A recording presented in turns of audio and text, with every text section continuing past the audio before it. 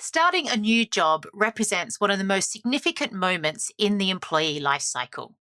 So, why do so many people still hate the first day in the office? To win the war on talent, we need to get serious about onboarding. Let's find out how. Welcome to Talking HR Trends with Natal and Tom. I'm Natal Dank. And I'm Tom Haak. And we explore the latest hot topics and business challenges impacting the people side of organizations. Stick around to the end for our practical top tip, and if you find this discussion valuable, please subscribe. Okay, Tom, onboarding, big topic, very important topic, but I think before we get into it, it's probably worthwhile to define the period in the employee life cycle that we mean by onboarding. Yeah, so I think it starts when the contract is signed or the appointment is agreed on. And then, of course, there's day one on the job. And then after that, maybe 3 to 6 months. So I think in total, a period of around 6 to 7 months as the onboarding period, but can be longer as well. Yeah, definitely. But you're definitely saying as soon as the employee contract is signed, so before they walk in the door. There's a period after that that's a risky period. The employee signs and his or her expectations are super high, super happy. I've signed the contract. Then often after that, it's quiet. Mm-hmm. And you think, well, did I make the right decision? What is expected of me? So people start having questions. That is the moment to start connecting them to the organization. Okay, so let's get into how you build great onboarding. But whenever I think about this topic, I'm always thinking of some really bad memories. So, compliance e-learning that I've got to do in the first day or the first week, or these big day events where you get this back-to-back, hour-long presentations from all the department heads. Now, I think a lot of organizations have moved on from some of those experiences and are now trying to see onboarding as an experience, not just this one-off event. So let's go there. How do you build an employee experience that is successful? What are the key factors for you? Yeah, and I think, as you say, we have all had our experiences, and I'm super old, so mine are a long way, a long time ago. But I still meet many people, and if you ask them how is your new job, well, often it's not a super positive experience. And still, often it's sloppy. And the good news is it's something that you can relatively easy improve. Mm-hmm. And I'll just mention a couple of things that are important in that experience. And one is you really have to care about the new people. Don't see them as human resources that have to be added to the resource pool, but really see them as individuals that have made a really serious decision to join your organization. Yeah. That's one. Secondly, connected to that is put yourself in their shoes. Mm. And what are their expectations, but also what are they thinking about? And for example, there's an element of time. Often you are super busy. But if you put yourself in their shoes, they often are not busy at all. Mm. So for an hour waiting when you don't know what to do, that's a long time. When you just have said, "Oh, I'll be with you in a minute," and there you go. Yeah. So put yourself in their shoes. That's number 2 on my list. 3, it's about listening. Mm-hmm. Ask questions.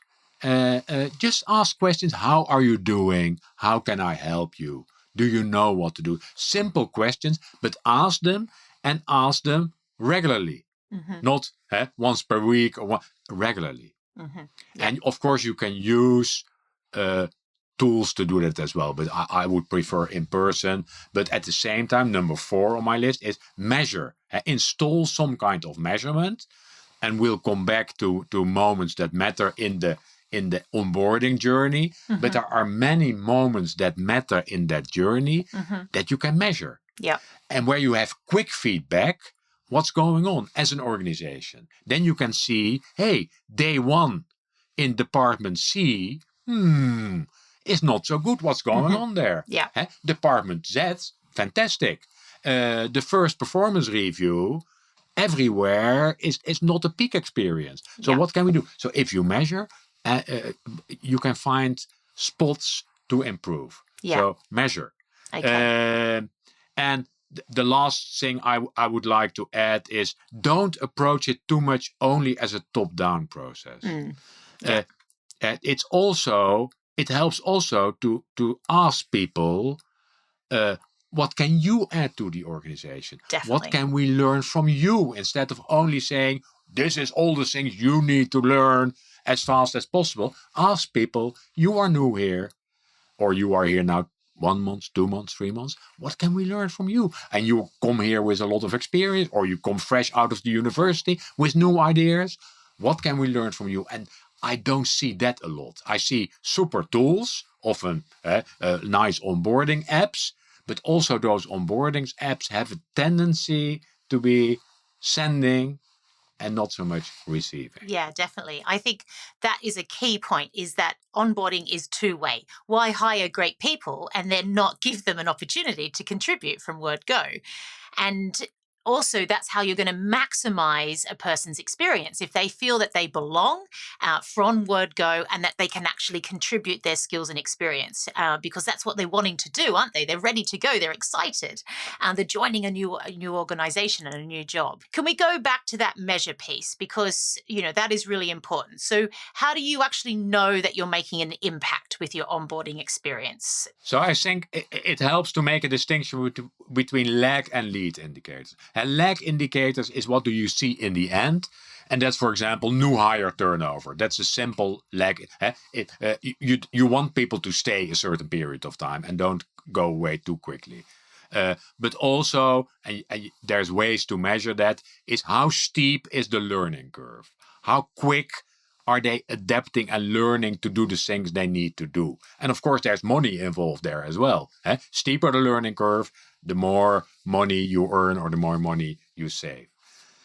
The lag indicators are connected to that moments that matter, that journey. The journey of the onboarding And experience. make Yeah. that quite granular, I would say. Look at all the different moments and measure them. And then there are also moments that matter that might not look so important to you, but that are important for the new people you're onboarding. Yeah, And definitely. we're not only talking about new employees, because these days it's also about people who are switching job, where the risks might be higher because, well, Tom has been working here for a while. He knows what to do, or she knows what to do. But more so in times of remote working, those people are under risk. Definitely. They are under. They've just switched jobs. There's a moment when their motivation goes down. You need to be ahead of that. Yeah, because if I think about what we talked about at the start, where you've got this gap between signing the contract and starting on the first day, I've heard of very simple solutions like a phone call to the new hire about, I'm really excited that you're joining us. How are you going? What questions do you have? Meant that they were much more likely to turn up on the first day and not have those second thoughts. So sometimes it's quite simple things that we can do along that journey to really improve it, isn't it? Yeah. Great. So thanks for your insights today, Tom, on onboarding. For our practical tip, I'd like to actually draw on all the learnings that we've had across this series and put all of the tools into building a great onboarding experience. So first of all, you can map the journey like Tom talked about. So what are the pain points? What are the moments that matter? And how can you really enrich these for your new hires? But also, what are the problems to solve and where would you start first? You can even think about the hybrid solution. So how do we now make this a better hybrid solution rather than just face-to-face? Then build a multi-skilled team. So you want everyone in that team to build a great onboarding experience. IT support, compliance, marketing. These are as crucial as HR. And then go and test and prototype. You've got new people starting on a regular basis. So you can go and experiment on a continuous sort of trajectory and actually start to build a new experience quite quickly as a result. So see it as a way to iterate and improve continuously, and quite quickly, you'll really have a great impact across your organization. Thanks for joining us today. This is Talking HR Trends with Natal and Tom. If you like this discussion, please subscribe for the next in the series. Thank you.